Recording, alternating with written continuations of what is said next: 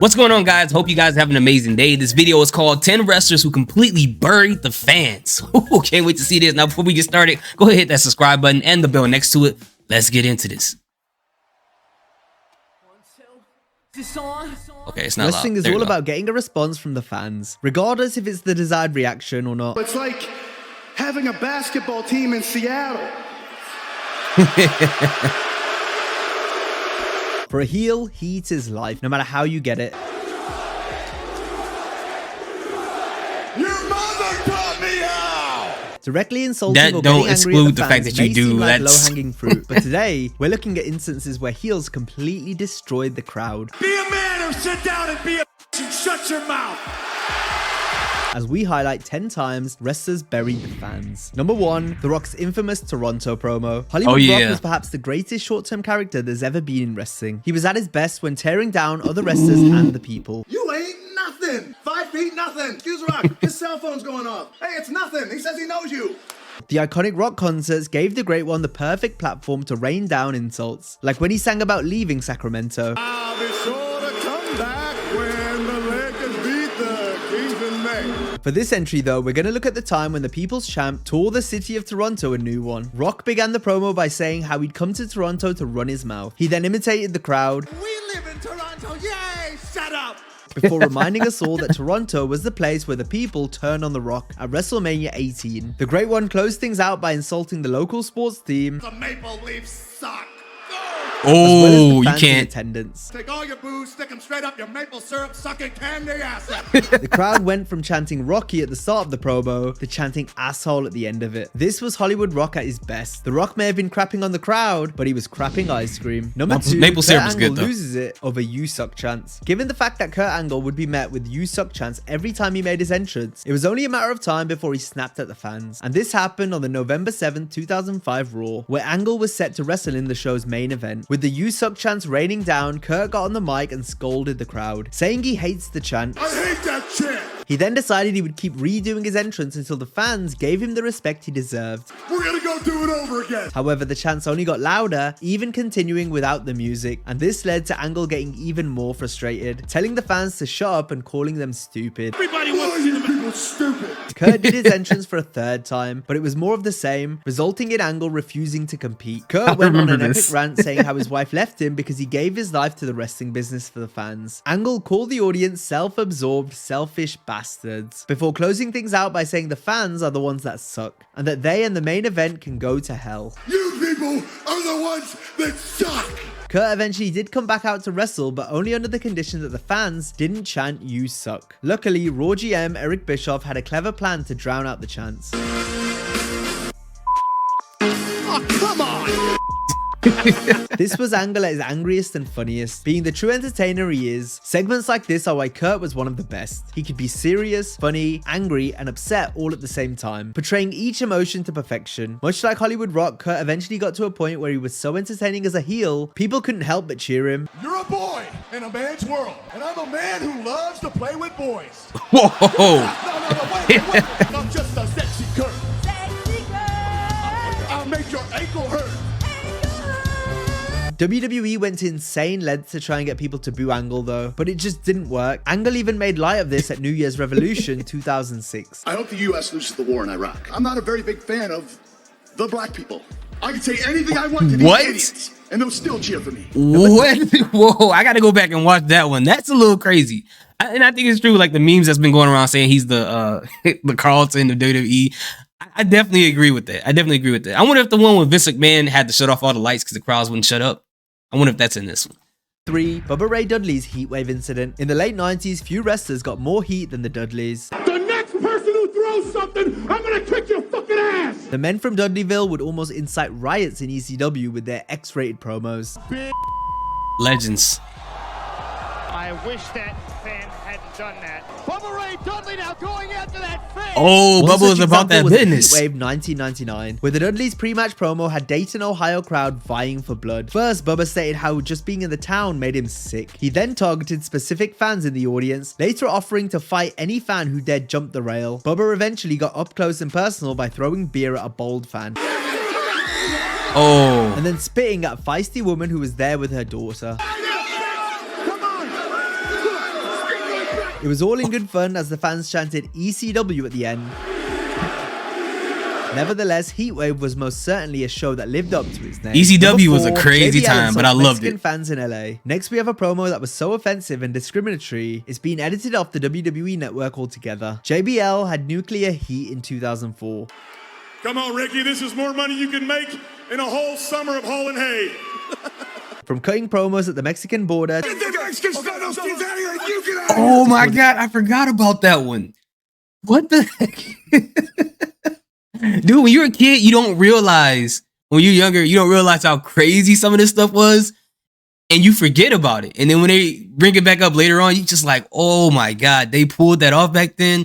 But hey, man, different time for different situations, you know? Eddie Guerrero's mother to have a heart attack. The fans wanted to see Eddie absolutely destroy Bradshaw at the Judgment Day pay-per-view, but before the match, JBL got on the mic where he once again took things too far. Bradshaw took aim at the Mexican fans in the crowd in a promo This dude that do not aged like very Mexicans. poorly. I know that a lot of you swam an awful long way and climbed a bunch of fences to get here. Stuff like this that made JBL such a hated heel. Save a spot on the raft for Eddie Guerrero to take him back to that third world you call Mexico. He would get so personal and nasty, it gave him very few redeeming qualities in the eyes of the fans, who booed him like crazy as a result. You could be ECW. You fat ass in a blue shirt. Number 5. There's no. I wonder if that whole thing about the Mexican border and him going at Eddie Guerrero and, you know, RIP to Eddie Guerrero, the legend, and talking about Mexico and calling it third world country. I wonder if that's still, you can find that on the Peacock app. You know what I'm saying? Like, they have to find a way to block this out, because WWE is pretty good at blocking things out that they don't want to come back up. But this right here, this got to be one of them they try to bury. You know what I'm saying? I was around during that time, so I saw this stuff, but the way things are now, you would think WWE would try to get rid of it. Triple H buries fans. Some would say Triple H is no stranger to creatively burying wrestlers in the ring. At WrestleMania, I put an end to your dreams and I bury Daniel Bryan. What is for sure is that he's no stranger to verbally burying fans on the mic. Sorry to this jack off that thinks because he's got his hat on backwards like me, he's cool. I'm sorry to his girlfriend because she's got no boobs. Whether he's singling out specific people or subtly throwing shade at an entire subsection of fans. Much where this fat piece of crap is sitting right here. That's messed up, because you don't think, because you say that to someone's girl and you know his girl is gonna be thinking about that the rest of the night. They gonna have arguments about it. She's gonna be asking him every day, do you really think they're small? Because it's not about the fact that he said it. He said it in front of a bunch of people, and now that probably caused a lot of problems. I wonder how that couple's doing right now. The cerebral assassin loves to rile up the masses. I'm gonna tweet my displeasure. And if that doesn't work, me and my friend Mark, we're gonna stop watching. One such example occurred during the September 27, 2004 episode of Raw. Hunter was unhappy over the fact that the fans would get to vote for his opponent at the Taboo Tuesday pay-per-view. Helmsley said that he can't control the fans' jobs, so why should they be able to control Big Goldie, his? man. I love He that took belt. this as an opportunity to target two fans in particular. I don't come to where this guy works and tell him when the fries are done. I don't come to where this chick works and tell her what street corner to stand on. And the game didn't hold back. He then gave the crowd some options regarding what they should do with their lives. You can go screw yourself. Just looking around this arena, that's a pretty good choice because no one's gonna do it for you. The audience didn't care for Triple H's suggestions Yo. and made this known by calling the World Heavyweight Champion an asshole. Number 6, Edge tells the fans they're wrong. Edge was one of the top heels during the Ruthless Aggression era. He was decadent and opportunistic in the ring and razor sharp on the mic. Despite being more of a vicious character during this period, he would still show his entertainment side every now and again, something we saw more regularly during Edge's days teaming up with Christian. Isn't that right, Bubba Ray? And what about you, Devon? Oh, Edge was in full entertainment mode on the Raw following No Way Out 2009. Despite the fact the Rated R Superstar had lost the WWE Championship at the pay-per-view, he ended the show by capturing the World Heavyweight title. Oh, man, I Therefore, forgot he was about in a that. celebratory mood. Edge celebrated by sticking it to the fans. First, he told them what the R in Rated R stood for. Resplendent. Or really smart. The "You Suck" chants were out in force straight away. However, the champion had a rather unique comeback. You're all like big fat failure turtles. Edge proceeded to tell all the fans how wrong they were for doubting him after he lost the WWE title. Wrong. You were wrong. You were wrong. You were wrong. You were wrong. You were definitely wrong. Wrong. The world champ was on absolute fire here, finishing his promo by comparing himself to Jesus. Jesus turned water into wine, and I turned the WWE title into the World Heavyweight Championship. While this may have been one of Edge's most entertaining promos, Vince McMahon didn't like it at all. I had a really good time out there. He hated it. But I still have people quote me, big fat failure turtles, which is what I called the audience. He despised it. So who knows? I don't know how that one is above what Triple H just did. Like that order makes no sense to me. In fact, I think this should have been the bottom, the number 10 on the list, or honorable mentions. I don't even think this one was as crazy. He didn't bury the fans. He just told them they were wrong.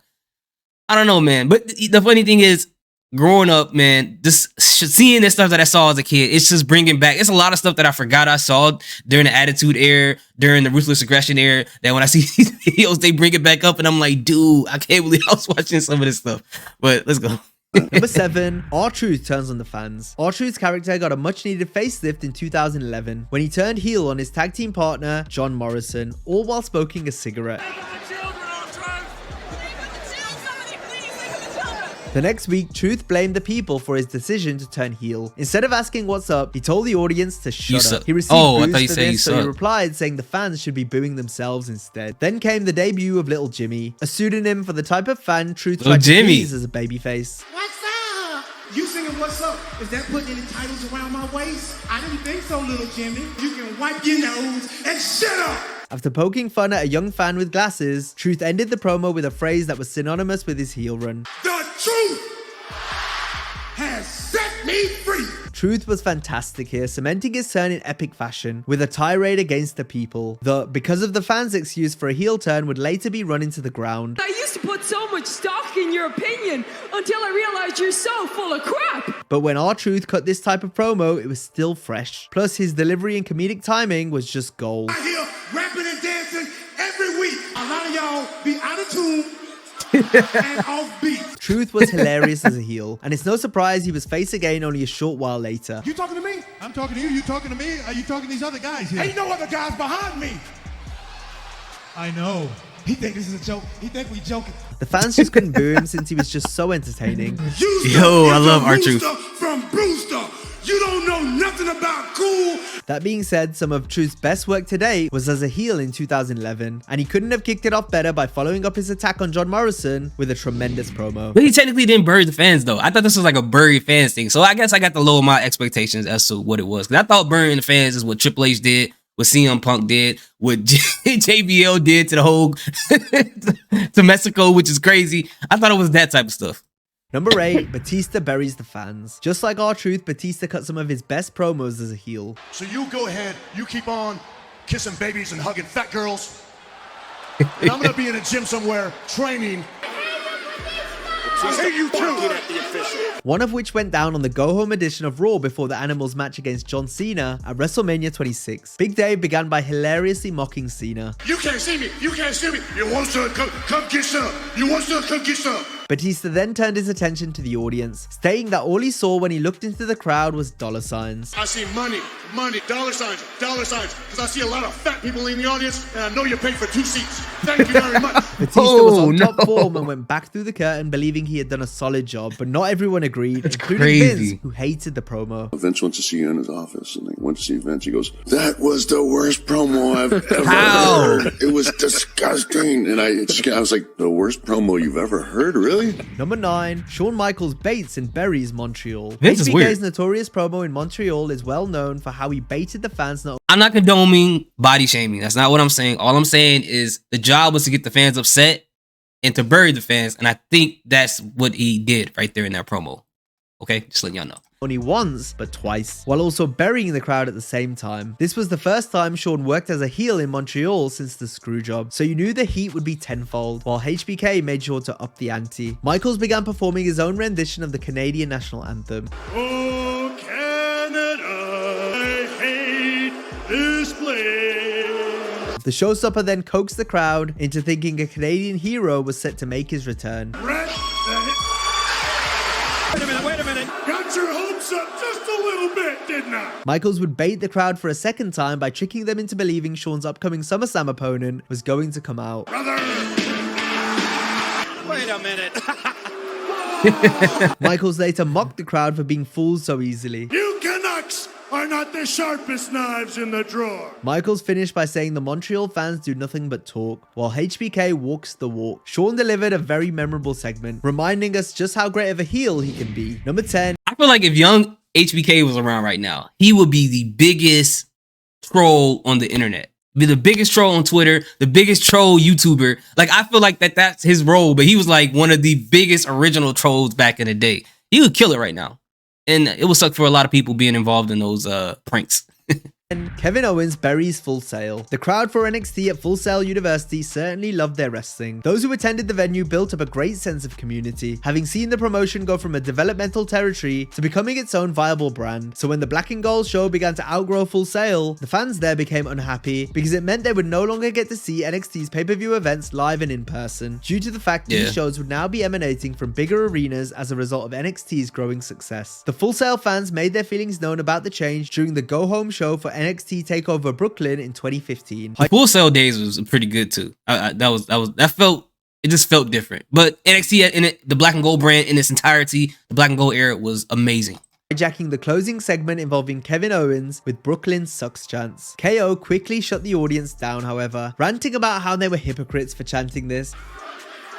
Are you too stupid to realize how hypocritical you are all being? As he felt they were selfish and jealous over the fact the upcoming TakeOver show was going to be held elsewhere. Owens also called the Full Sail crowd the John Cena of wrestling fans. Kevin continued to call out the fans in the building, making some more good points before ending his rant with a few insults. You boo!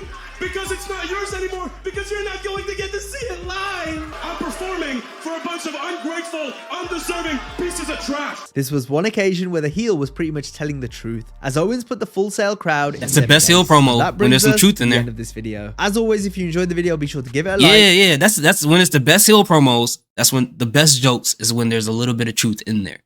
But for me, these are some great promos. There's some crazy stuff, man. I can't believe as a kid I was watching some of that stuff. But that was the time we lived in. You know, what could we do? We didn't know things were going to change like this in the future. But anyways, is there some promos that they did not put on here that they, wrestlers buried the fans in?